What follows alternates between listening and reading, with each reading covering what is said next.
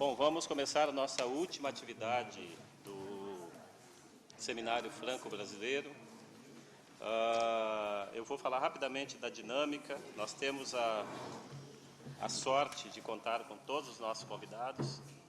Vocês certamente observaram que é uma mesa de excelência, como, aliás, foram as mesas do seminário. E o objetivo na mesa redonda é exatamente que cada palestrante ou cada um dos convidados faça uma pequena intervenção se posicionando em relação ao grande tema que nós temos aqui no nosso painel, que são as perspectivas e cenários para a agricultura familiar francesa e brasileira no século XXI. Então, é mais a ideia de apresentar rapidamente 2 pontos, 3 pontos, 4 pontos que acha, que acredita que é condizente com essa perspectiva, com esse cenário, e a gente abrir para um debate. Eu lembro que nós temos 2 restrições importantes em relação ao tempo. Primeira, em relação à tradução. A gente não pode passar das 18 horas e 30 minutos. E segundo, que o Marc Dufumier, ele precisa sair, ele deve sair às 18h30 também. Então, às 18h30 é o nosso tempo máximo. Por isso, eu peço desde já e agradeço a colaboração dos nossos convidados para que tentem se ater ao máximo possível ao tempo de 5 minutos. Então, os nossos convidados, vou rapidamente apresentá-los. Nós temos como animador o Philippe Lénard, que é do Institut de Recherche pour le Développement, da França. Temos o Marc Dufumier, que já participou com a gente aqui do seminário, que é do Sistemas Agrários e Desenvolvimento Rural aqui da Agro.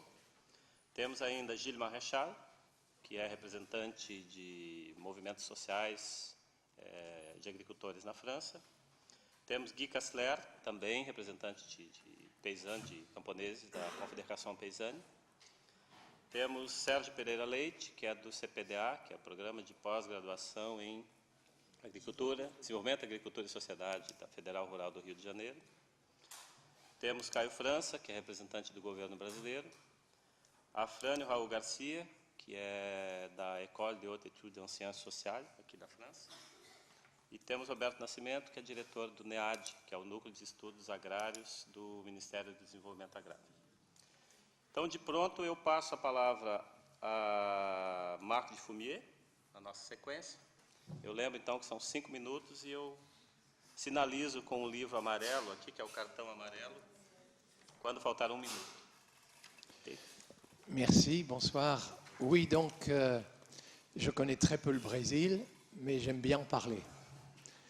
Et je pense que dans l'histoire agraire du Brésil, il y a une partie qui me paraît devoir intéresser aujourd'hui les Français si on s'intéresse aux perspectives et scénarios pour l'agriculture familiale. C'est l'histoire de ces migrants européens qui sont arrivés fin du 19e, début du 20e siècle dans le Rio Grande do Sul, dans les 3 États du Sud, Rio Grande do Sul, puis Santa Catarina, Paraná, qui ont établi sur entre 25 et 50 hectares une vraie agriculture familiale, paysanne, avec des systèmes de production associant polyculture et élevage, et dont on pourrait dire qu'ils étaient considérablement inspirés par l'agroécologie, faire un usage intensif des ressources naturelles renouvelables et le plus économe possible de l'énergie fossile, parce que c'est l'attraction animale, et au départ peut-être sans trop d'agrotoxiques. Au fur et à mesure de l'histoire, les héritiers de ces unités de production familiales et paysannes, donc, un certain nombre d'héritiers sont partis, c'est-à-dire ont acheté leur quote-part de foncier à l'héritier qui va rester sur place, et avec cette quote-part, ils sont allés monter plus au nord, dans des zones où le foncier était très peu coûteux, et de 50 hectares, on est passé assez vite à 500 hectares, de 500 à 5000, et aujourd'hui, on est en train de passer de 5000 à 50 000, quand les gens de la 3e ou 4e génération arrivent aux portes de la forêt amazonienne et pratiquent aujourd'hui, sur d'immenses étendues, de la monoculture de soja, avec une agriculture qu'on pourrait qualifier d'industrielle, si vous voulez, c'est-à-dire l'écosystème, on s'en préoccupe peu, mais on essaye de maximiser les économies d'échelle. Évidemment, d'exportation, c'est ça qui nourrit nos cochons, et très destructif des écosystèmes. Et effectivement, je crois que ça pose un très réel problème aux Brésiliens. L'histoire qui nous a été racontée hier pour la France, quand on écoutait tous les intervenants sur l'agriculture paysanne et familiale en France, c'est qu'à l'abri de protection, politique protectionniste au départ de la politique agricole commune, l'Europe de l'Ouest et la France a su maintenir des formes de production, alors sinon familiales aujourd'hui, puisque parfois il n'y a plus qu'un seul actif, et que j'ai cru comprendre le conjoint ou la conjointe fait un autre travail, j'ai bien écouté. Donc familial, en termes de force de travail, c'est un membre de la famille qui est souvent seul, avec un appui éventuellement de quelques salariés temporaires momentanément. Mais c'est quand même vrai qu'à l'abri d'une politique protectionniste et avec les outils qui nous ont été racontés, les SAFER, etc., c'est quand même ce type d'agriculture qu'on a réussi à maintenir. Peut-être pas en nombre assez suffisant, parce que les chiffres avancés par Gilles Bazin hier, de quand même la division par 10, en un peu plus d'un siècle du nombre d'unités de production, c'est quand même... Mais en même temps, c'était quand même plus progressif que ça n'a été au Brésil, et il y avait quand même pendant un certain temps, ce n'est plus le cas aujourd'hui, mais il y avait quand même pendant un certain temps des emplois qui accueillaient les agriculteurs les moins compétitifs qui quittaient la campagne, et l'agrandissement des unités de production faisait qu'il y avait des lois anti-cumul, ne l'oublions pas aussi à une époque, elles étaient respectées à peu près. C'était quand même encore des unités de production qui n'étaient... Alors, comment les qualifier? Les unités de production, moi ce qui me paraît le plus important, c'est là où la personne qui décide de choisir et de faire des investissements, quitte à s'endetter lourdement, ça a été raconté hier, choisit les investissements pour mieux vivre de son travail. Je crois que ça c'est décisif par rapport à une agriculture capitaliste, où c'est des gens qui investissent des capitaux pour maximiser un taux de profit. Et même on s'est retrouvé en France, me semble-t-il, avec l'idée que dans des régions comme la Bretagne, où il y a eu le plus d'investissements finalement faits à l'hectare, l'agriculture ressemble parfois à une industrie lourde du point de vue du capital immobilisé par emploi aujourd'hui. Alors, on me demande perspective et scénario.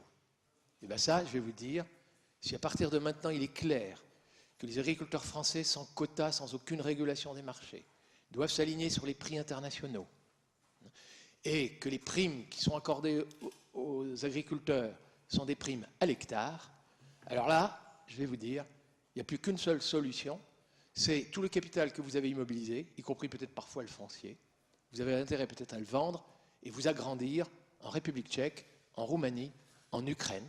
C'est-à-dire qu'on est en train de voir, en train de préparer en Europe une histoire à la brésilienne, de gens qui vont quitter des nœuds d'agriculture familiale et qui, astucieusement, évidemment certains vont rester quand même, mais vont migrer à l'extérieur. Et là, je pense, vu les prix des terrains dont parlait Gilles Bazin hier, on peut presque multiplier par 10 le terrain en s'appropriant ou en se louant des terres en Europe centrale et Europe de l'Est. Et moi, ma grande crainte, c'est bien celle-là. Et laisser croire un seul instant à des éleveurs laitiers de Bretagne que la tour de déshydratation pour laquelle le contribuable français apporte des subventions, qu'on sera un jour compétitif avec la poudre de lait tchèque qui est déjà exportée vers le Bangladesh, et pourquoi pas ils exporteraient vers la Chine, c'est complètement illusoire. Seuls éventuellement quelques-uns vont avoir accès aux robots de traite. Ça veut dire qu'il nous faut absolument éliminer les 2 tiers des éleveurs laitiers de Bretagne pour agrandir le dernier tiers en taille de troupeau. Et je ne suis même pas sûr que ceux qui vont investir et s'endetter lourdement dans un robot de traite et qui vont réussir à survivre dans cette condition-là, je ne suis pas sûr que le jour où ils prendront la retraite, ils auront remboursé les emprunts. Croire un seul instant que l'avenir de la Bretagne, c'est des poulets doux, pour ne pas les citer, des poulets bas de gamme, nourris avec du maïs et du soja brésilien, de nouveau, et être compétitif avec des poulets brésiliens pour exporter vers l'Arabie Saoudite, c'est complètement nul, c'est sans avenir. Et toutes les rustines qu'on peut mettre, je comprends qu'un ministre veuille maintenir les emplois dans les abattoirs et essayer de sauver ça, mais le même ministre sait très bien qu'à la tonne de poulet, le poulet de Loué, il est originaire de la Sarthe, enfin il est élu de la Sarthe, crée plus d'emplois que les poulets doux. Croire un seul instant que la France peut être compétitive à faire de l'éthanol avec une betterave sous les nuages, plante en C3, en rivalité avec la canne à sucre brésilienne, plante en C4 sous le soleil, c'est complètement illusoire. Croire un seul instant que nos blés à 90 quintaux puissent être un jour concurrentiels avec les blés ukrainiens à 30 quintaux. Non, les céréaliers Picard aujourd'hui, quand ils s'agrandissent, Ils s'agrandissent en Ukraine, pas tous, hein, mais les plus clairvoyants d'entre eux. Tereos, coopérative française, est en train de s'agrandir au Brésil, 40 000 hectares. Donc je veux dire, il n'y a aucun avenir pour l'agriculture industrielle et les économies d'échelle en France. Et donc la seule issue serait effectivement de promouvoir une agriculture de terroir, une agriculture familiale, une agriculture paysanne. Et précisément, ma grande crainte, c'est que, au vu de ce que je vois, la politique qui s'annonce est une politique duale. Je ne sais pas si c'est inspiré du Brésil, où il y aurait une agriculture sur laquelle on va continuer la production de masse à grande échelle malgré ses coûts environnementaux, et alors on aura peut-être au sein du même ministère une politique un peu plus favorable à l'agriculture, qu'on qualifiera paysanne, inspirée de l'agroécologie, etc. Je pense que c'est strictement sans avenir.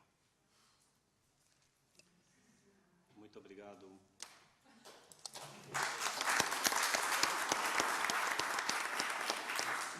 Muito obrigado, Marc. Eu acho que a gente vai misturar um pouco aqui as falas, brasileiros e franceses, se vocês não se importam. Poderia passar a palavra para o Caio, que está na outra extremidade, pode ser, Caio? Mesma dinâmica, eu te mostro o cartão amarelo quando faltar 1 minuto. Boa tarde. Eu vou ser bastante objetivo e vou me prender a 2 aspectos relacionados à perspectiva. Acho que o principal elemento de perspectiva e que reflete uma aposta política é a continuidade do processo de afirmação da agricultura familiar. E nesse processo devem se explicitar novos conflitos, novas contradições, que me parece que vão demandar novos esforços no ambiente da cooperação e do intercâmbio. Além da importância para uma reflexão crítica sobre as mudanças institucionais, sobre as práticas sociais, sobre as questões que envolvem a articulação e a constituição de redes de movimentos e organizações.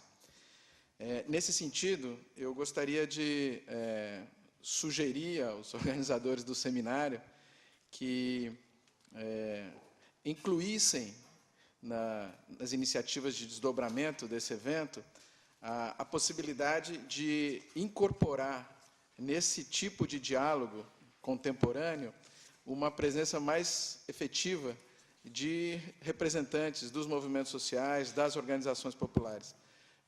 Enquanto um processo de afirmação social e política, eu acho que vale a pena criar momentos em que haja também esse tipo de aproximação de percepções e de experiências. Nesse sentido, tem um tema que me parece que para o Brasil também vai ganhando, aos poucos, cada vez mais importância. A Magda fez referência a valorizar as experiências de ingerência sobre as ciências. Acho que o processo de afirmação da agricultura familiar no Brasil se depara com um grande desafio, que é desenvolver uma capacidade de incidir sobre esse tema, não só nas escolas de agronomia, mas especialmente na Embrapa. Então, me parece que esse tema talvez pudesse ser um objeto da agenda de cooperação. E, por fim, cooperação e intercâmbio se faz com muito envolvimento individual, institucional, e é importante que hajam mecanismos, se possíveis, mais ágeis, de acompanhamento das mudanças que ocorrem nas práticas sociais, no âmbito mais institucional. Então, também uma sugestão no sentido de que, assim como foi feito nesse seminário, que utilizou o recurso da videoconferência para permitir a participação de um conjunto de pesquisadores brasileiros, né, que nós avaliássemos a possibilidade de construir algum tipo de iniciativa que permitisse, com bastante agilidade, poder socializar informações e avaliações, por exemplo, sobre uma mudança na PAC, uma mudança no marco legal institucional do Brasil que repercuta sobre as políticas agrícolas, né? Então, é o tipo de iniciativa que pode ser feita com muita agilidade, a estrutura necessária para isso é pequena, E independente do acompanhamento que individualmente cada pesquisador faça, isso pode ser uma iniciativa que disponibiliza esse tipo de discussão para um conjunto maior de pessoas de forma mais rápida, contribuindo, inclusive, para que esse acompanhamento permita uma qualidade mais aprofundada da própria cooperação e intercâmbio. Obrigado.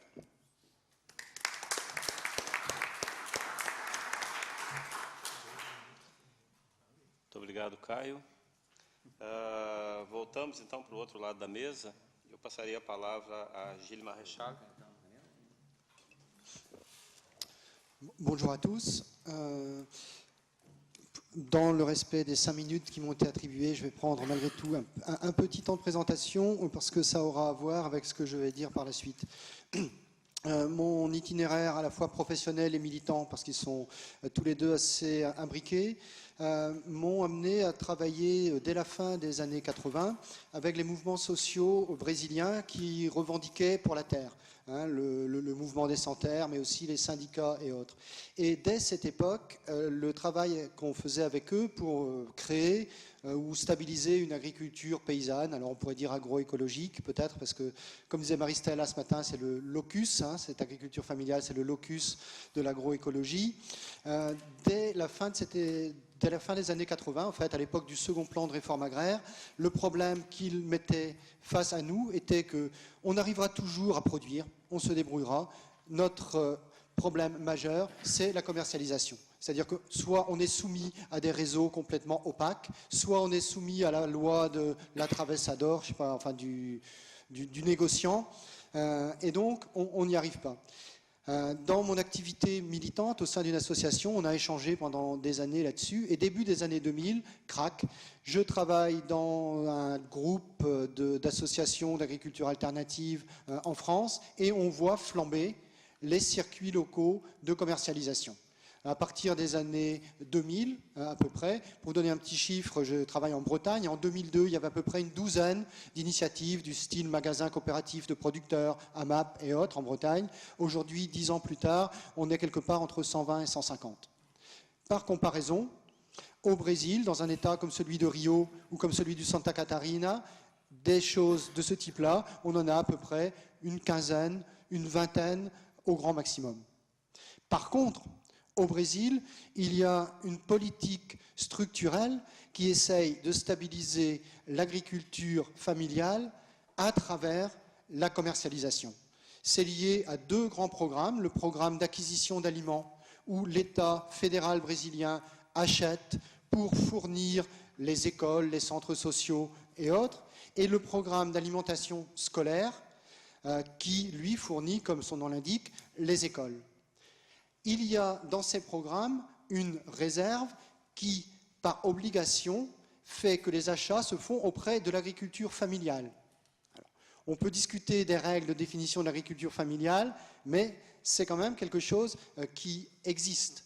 Et cet achat se fait à 100% pour le programme d'acquisition d'aliments et 30% pour le programme d'alimentation scolaire.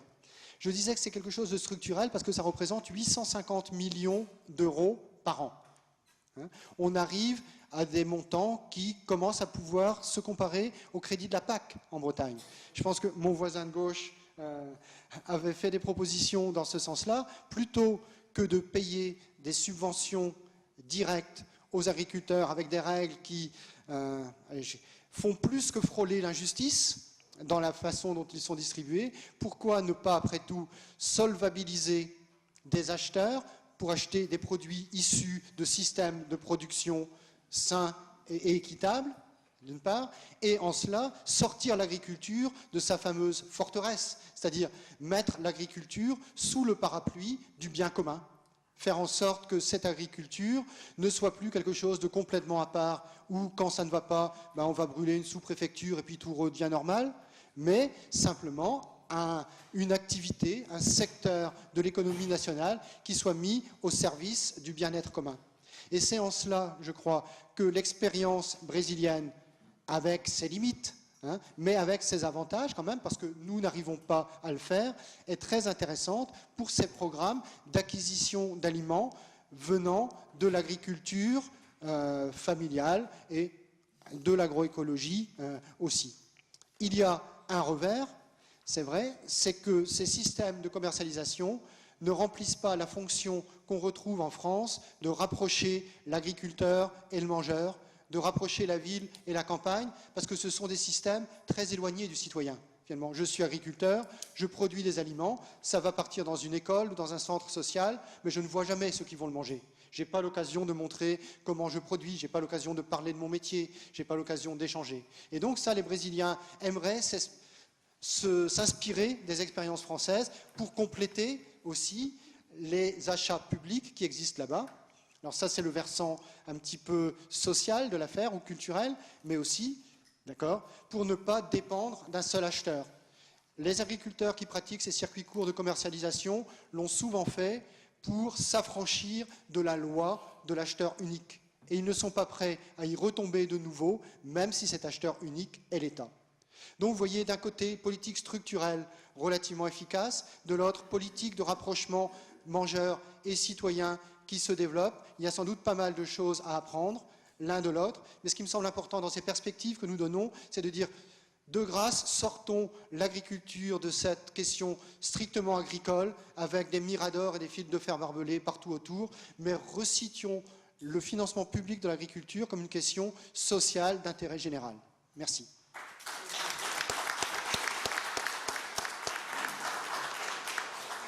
Merci, Gilles.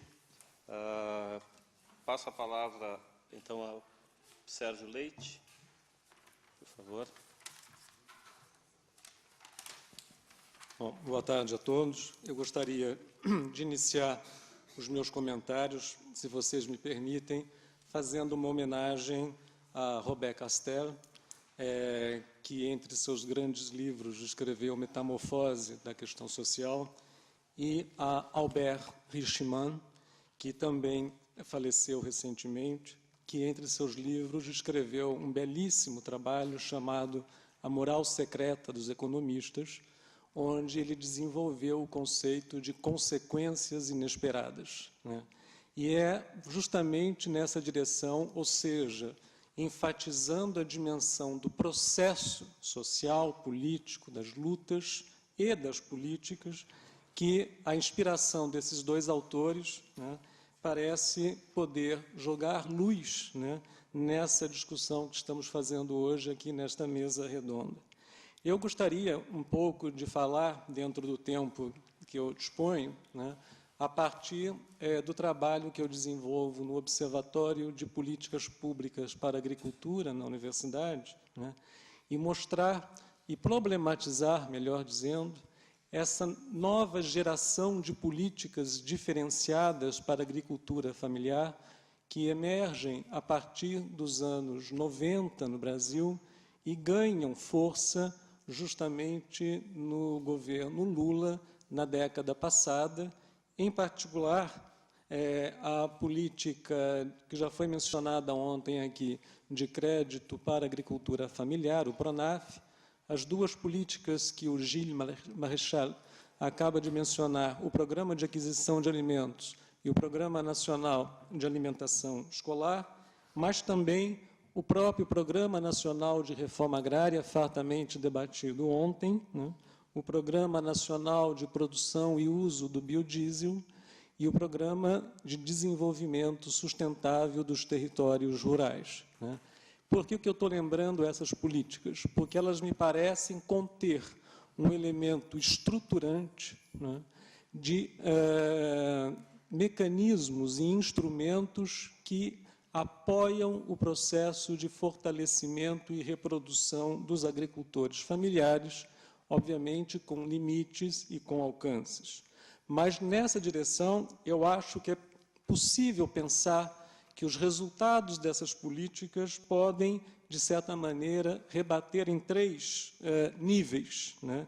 No que tange ao grau de organização socioeconômica dos agricultores familiares, ou seja, um processo de catching-up da agricultura familiar brasileira ao estabelecer vínculos de inovação tecnológica nos mais variados padrões, inclusive agroecológicos, para sua reprodução individual ou coletiva, ao grau de inclusão social que as políticas estimulam a partir, obviamente, das lutas empreendidas pelos próprios movimentos sociais, e é o caso, fartamente, dos assentamentos rurais e do programa de reforma agrária, né?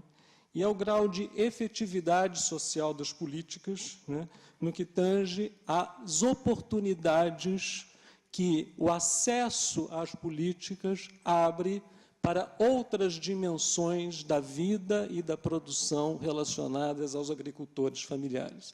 Obviamente que eu não estou entendendo aqui este repertório de políticas como uma oferta benevolente do Estado, né? É resultado de um processo, isso sim, de lutas e conquistas dos mais diferentes movimentos sociais, ainda que, como mencionou Caio França ontem na sua fala, houve, da parte do Estado, de alguns dos seus órgãos, obviamente nós temos uma dimensão dual, como já lembrou Marc, né?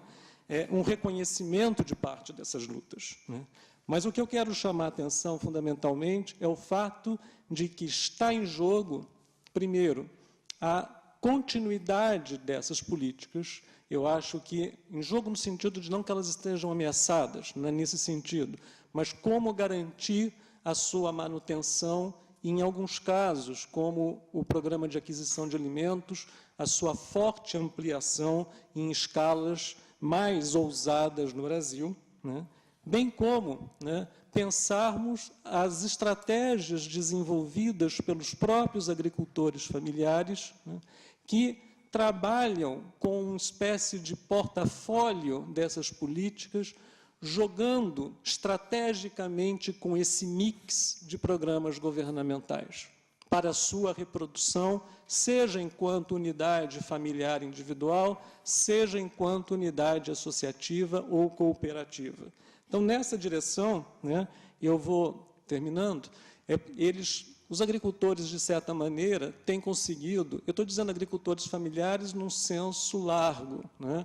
Há uma diferenciação social na agricultura brasileira muito importante, mesmo dentro do grupo dos agricultores familiares. Mas se eu consigo, de certa maneira, manejar esse repertório de políticas com aqueles programas, digamos assim, de caráter socioassistencial, o programa Bolsa Família, o programa Brasil Sem Miséria Rural e o programa de Previdência Social Rural, eu diria que há um espaço, há um exercício estratégico, né, feito pelos próprios agricultores ou suas organizações que garantem efetivamente oportunidades e acessos, né, historicamente não existentes no período anterior. Obviamente que isso demanda uma continuidade da luta e da pressão. E é nesse sentido que eu volto ao Hirschman, né, no conceito que ele cunhou, efetivamente, questionando o mito americano da busca da felicidade e substituindo por um outro mito, por uma outra expressão, que é a felicidade da busca. Então, é nesse sentido da felicidade da busca, de pensarmos essa estratégia, que eu lanço aqui essas pequenas observações. Muito obrigado.